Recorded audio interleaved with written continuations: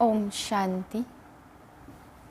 मैं मास्टर सर्वशक्तिमान आत्मा हूँ। सर्व शक्तियों की सकाश मुझ आत्मा की स्थिति से फैल रही है। मैं मास्टर सर्वशक्तिमान सर्व शक्तियों के वाइब्रेशन फैला रही हूँ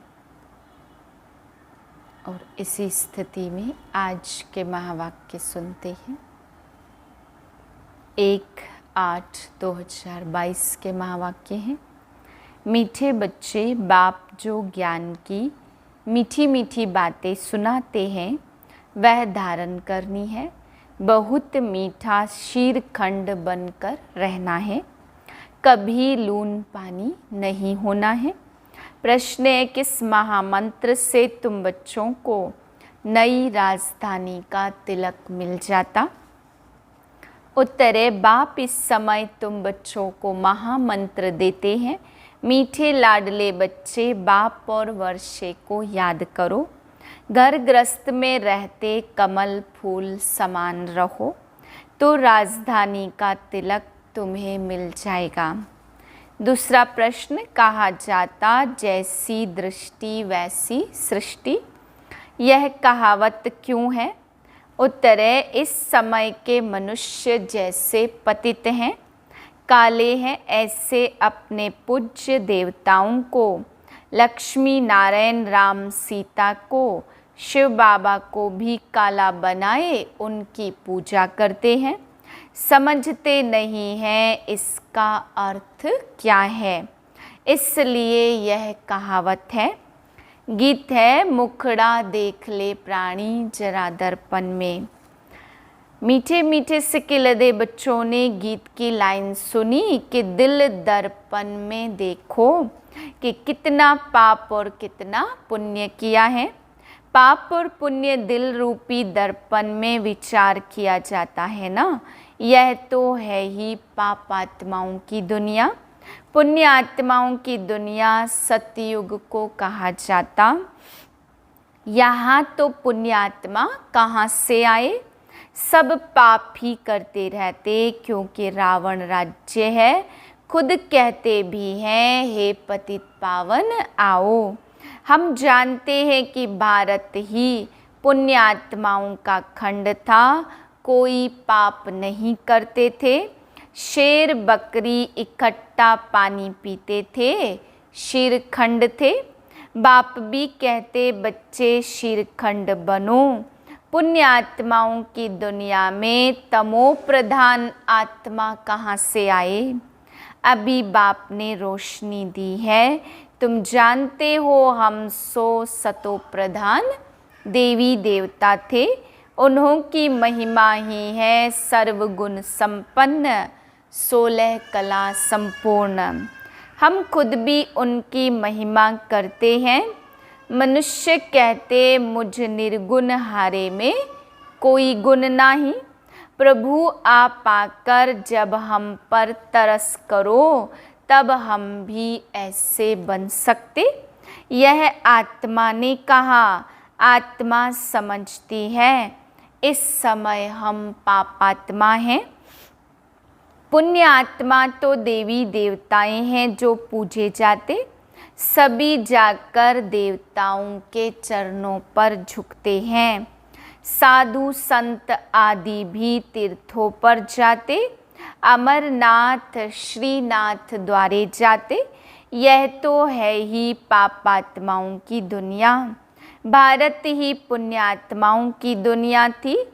जब लक्ष्मी नारायण का राज्य था, उनको कहा ही जाता स्वर्ग। मनुष्य मरते हैं तो कहते हैं स्वर्ग गया, परंतु स्वर्ग है कहाँ? स्वर्ग जब था तब सतयुग था। मनुष्य को तो जो आता सो कह देते, समझते कुछ भी नहीं। स्वर्ग में गया तो जरूर नरक में था। सन्यासी मरते हैं तो कहते हैं ज्योत ज्योत समाया। तो फर्क हो गया ना, जोत में समाया माना, फिर यहाँ आना नहीं है। तुम जानते हो आत्माएं जब आती हैं तो उससे निर्वाण धाम कहा जाता। वैकुंठ को निर्वाण धाम नहीं कहेंगे। बच्चों को बहुत मीठी मीठी ज्ञान की बातें सुनाते, जो बहुत अच्छी रीति धारण करनी चाहिए।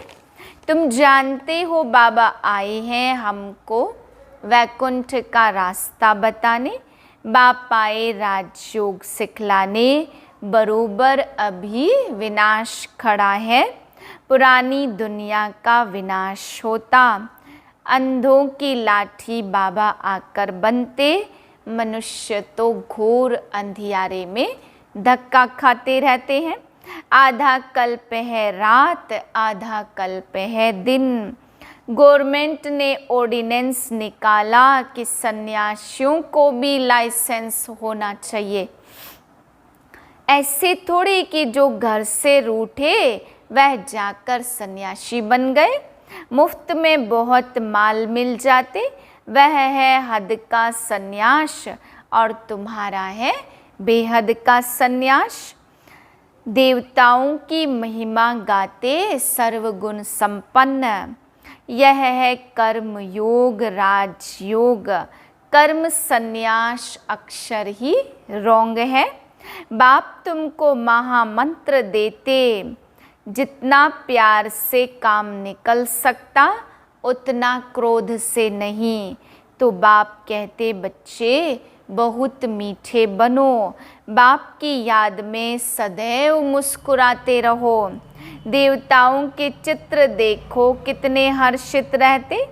अभी तुम जानते हो वह तो हम ही थे। हम सो देवता, हम सो क्षत्रिय वैश्य शूद्र बने। अभी हम संगम पर ब्रह्मा मुख वंशावली बने।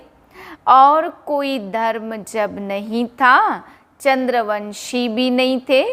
यह तो समझने की बात है ना। हम सो का अर्थ भी उन्होंने आत्मा सो परमात्मा निकाल लिया है। अभी तो तुम जानते हो हम सो देवता, फिर हम सो क्षत्रिय बने। हम आत्मा पवित्र थी तो शरीर भी पवित्र था। आज भाई भाई कहते, कल बंदूक लगाते रहते। आत्माएं तो सब ब्रदर्स है। परमात्मा को सर्वव्यापी कहने से सब फादर हो जाते। फादर को वर्षा देना है, ब्रदर्स को वर्षा लेना है। रात दिन का फर्क हो जाता, वह तो पतित पावन है ना। उनसे ही पावन बनना है। हम मनुष्य से देवता बनना चाहते हैं। हम देवताएं जीवन मुक्त थे, अभी हम जीवन बंध बने हैं। रावण राज्य द्वापर से शुरू होता, फिर देवताएं वाम मार्ग में जाते। यह निशानियां भी रखी हैं। जगन्नाथपुरी में देवताओं के भी बहुत गंदे चित्र हैं। आगे तो यह समझ में नहीं आता था, अब कितना समझ में आया है। वंडर खाते थे कि देवताओं के ऐसे गंदे चित्र यहाँ कैसे लगे हैं, और अंदर काला जगन्नाथ बैठा है। श्रीनाथ द्वारे में भी काले चित्र दिखाते। यह किसको पता नहीं है कि जगन्नाथ की शक्ल काली क्यों दिखाई। कृष्ण के लिए तो कहते कि उनको सर्प ने डसा, अब राम को क्या हुआ। नारायण की शक्ल भी सांवरी दिखा देते, शिवलिंग भी काला दिखाते। सब काला ही काला दिखाते, जैसी दृष्टि वैसी सृष्टि। पहले हीरों का लिंग बनाते, अब वह सब चीज़ें गायब हो गई हैं। तुम जानते हो 5000 वर्ष पहले भारत स्वर्ग था। लक्ष्मी नारायण तो त्रिकालदर्शी है नहीं, फिर यह ज्ञान परंपरा कैसे चल सकता। सोने में आयरन की खाद पड़ते पड़ते आत्मा पतित हो गई है। अब एक ही उपाय है, मामेकम याद करो तो विकर्म दग्ध हो जाएंगे। सारा किचड़ा निकल आत्मा कंचन बन जाएगी। जिनका रक्षक खुद भगवान बैठा है, उनको किससे डरना है। बाप कहते मैं श्रीमत देने आया हूँ, याद की अग्नि से खाद निकलेगी और कोई उपाय नहीं है। बच्चों को बहादुर बनना है, डरो मत। तुम्हें कोई श्राप आदि क्या देंगे, कुछ भी नहीं। अच्छा, मीठे मीठे सिकिलदे बच्चों प्रति माता पिता बाप दादा का याद प्यार गुड मॉर्निंग। रूहानी बाप की रूहानी बच्चों को नमस्ते। हम रूहानी बच्चों की रूहानी बाप को नमस्ते। धारणा के लिए पहली पॉइंट, कोई भी काम प्यार से निकालना है, क्रोध से नहीं। बाप की याद में सदा हर्षित रहना है, सदा देवताओं जैसे मुस्कुराते रहना है। दूसरी पॉइंट, आत्मा में जो खाद पड़ी है वह याद की अग्नि से निकालनी है। विकर्म विनाश करने हैं, बहादुर बन सेवा करनी है, डरना नहीं है। वरदान है, सर्व कर्मेंद्रियों को लॉ और ऑर्डर प्रमाण चलाने वाले मास्टर सर्वशक्तिमान भाव। मास्टर सर्वशक्तिमान राजयोगी वह है जो राजा बनकर अपनी कर्मेंद्रियों रूपी प्रजा को लॉ और ऑर्डर प्रमाण चलाए। जैसे राज्य दरबार लगाते, ऐसे आप अपने राज्य कारोबारी कर्मेंद्रियों की रोज दरबार लगाओ और हाल चाल पूछो कि कोई कर्मचारी अपोजिशन तो नहीं करते, सब कंट्रोल में है।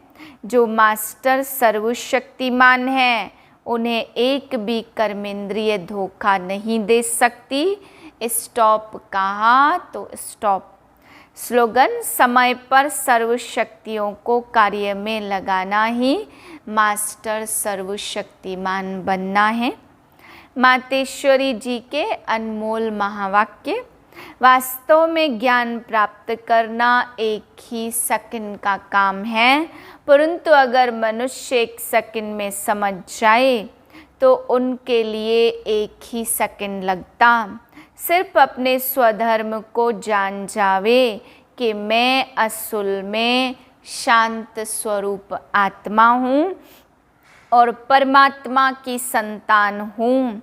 अब यह समझना तो एक सेकंड की बात है, परंतु इसमें निश्चय करने में कोई हठ योग, कोई जप तप, कोई प्रकार का साधन करना कोई ज़रूरत नहीं है। बस सिर्फ ओरिजिनल अपने रूप को पकड़ो।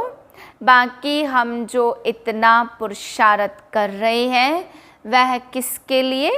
अब इस पर समझाया जाता, हम जो इतना पुरुषार्थ कर रहे हैं वह सिर्फ इतनी बात पर ही कर रहे हैं, जैसे प्रैक्टिकल अपनी जीवन को बनाना है तो अपने इस बॉडी कॉन्शियस से पूरा निकलना है। असल में सोल कॉन्शियस में स्थित होने व दैवी गुणों को धारण करने में मेहनत अवश्य लगती। इसमें हम हर समय हर कदम सावधान रहते हैं। माया से जितना हम सावधान रहेंगे तो भल कितनी भी घटनाएं सामने आएंगी मगर हमारा सामना नहीं कर सकेंगे।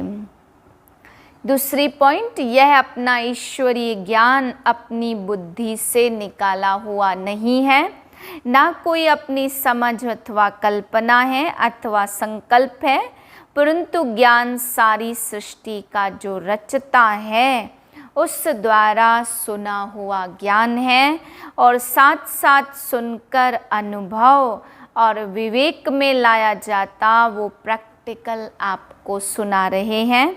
अगर अपने विवेक की बात होती तो सिर्फ अपने पास चलती, परंतु परमात्मा द्वारा सुन अपने विवेक से अनुभव से धारण करते। जो बात धारण करते वह जरूर जब विवेक और अनुभव में आती है तब अपनी मानी जाती। यह बात भी हम इन द्वारा जान चुके हैं। तो परमात्मा की रचना क्या है, परमात्मा क्या है, बाकी कोई अपने संकल्प की बात नहीं है। अगर होती तो अपने मन में उत्पन्न होती, इसलिए जो अपने को स्वयं परमात्मा द्वारा मुख्य धारणा योग्य पॉइंट मिली है वो है मुख्य योग लगाना, परंतु योग के पहले ज्ञान चाहिए। ज्ञान एक ऐसी ऊंची स्टेज है जिसे जानने से के लिए बुद्धि चाहिए, क्योंकि ऊंचे ते ऊंचा परमात्मा हमको पढ़ा रहे हैं। अच्छा, ओम शांति।